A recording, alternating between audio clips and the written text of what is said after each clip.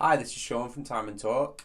Today I'm wearing my Explorer as I thought I would make a quick video about the Explorer after 2 years of wear, see how it's held up, see what I think of it, see what the timekeeping's like, etc. So, here we go.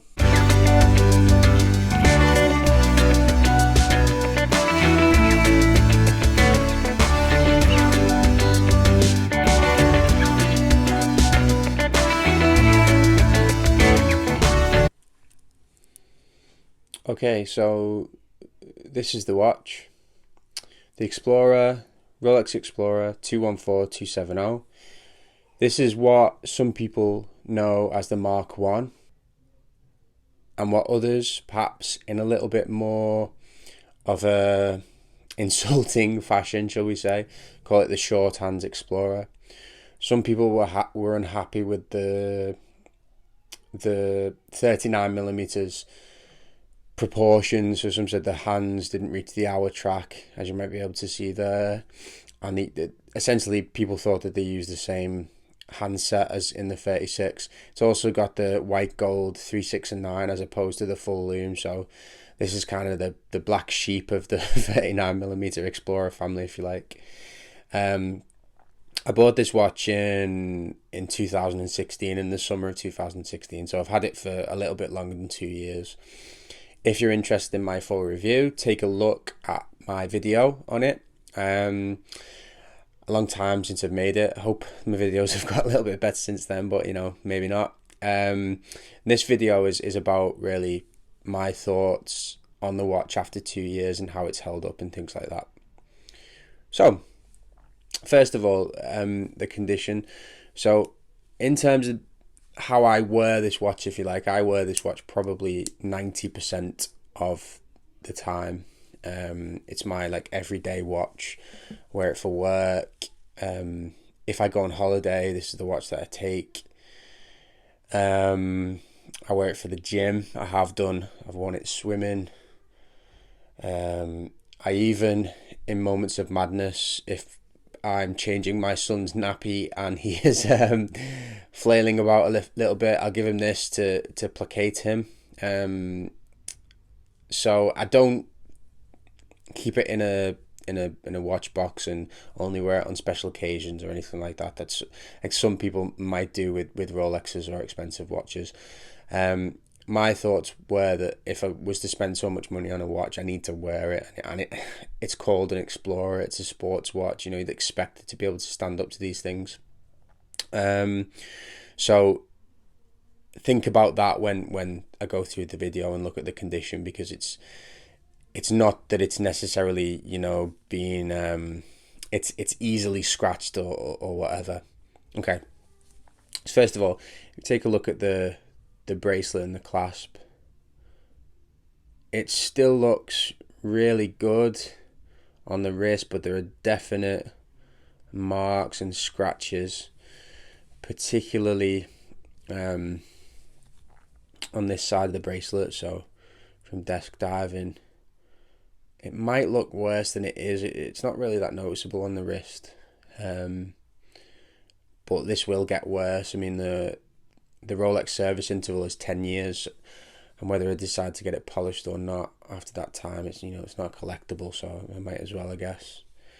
So there's also scratches on the sides, the polished sections, scratches here. So where you've got the easy link, that gets scratched as well, and the bezel, the very first scratch on the bezel, whoops, not the camera there, was here, and I was gutted at the time, but I've kind of forgotten about it, and kind of blends in after a while. And a scratch, it's quite hard to see actually on the camera, here at 9 o'clock. So it is dinged up, but it still looks really good on the wrist. I mean, that's what's great about these watches. They age well, I think, and even if they are a little bit beat up, they still look great. So I think that's the great thing about a Rolex sports watch. A Rolex watch in general, a Datejust or whatever, you can wear them anytime, anywhere, which I have, and they still look amazing. They still make you feel good when you wear them. Really. Another thing about this watch that's really really amazing, and I've owned another Rolex, a Datejust, a Seamaster, etc. And the Seamaster in particular is really good timekeeper. But this one is phenomenal. I mean, just by way of an example, got a G-Shock which is set to an atomic clock, and I set the Explorer to the G-Shock's atomic clock. So I've got no fancy ways at time keeping it or anything like that, but I set it about a week, no, much longer than that, 2.5 weeks ago. Okay, so if you look at the time difference, the Rolex must have lost 3 seconds in 2 weeks. It's insane how accurate it is, particularly since I do things with this watch that perhaps many people wouldn't recommend. Jogging on a treadmill with this watch on, things like that could upset the timekeeping, but it just keeps going. It hasn't at all upset the timekeeping, so that's brilliant. That's one of the main pros with this watch. So how do I feel about it after 2 years? Well, I don't know. It's difficult because as watch fans, maybe you're the same. We tend to get cold feet about these things, and we consider trading up or flipping and things like that. I've even considered, should I go to the 36mm, which is maybe the purest Explorer, but I really do want to hold on to this because it's the first Rolex I bought. It's been, with me for 2 years, and through some sentimental times, and I'm attached to this watch. This watch is mine. My name is on the papers and things like that.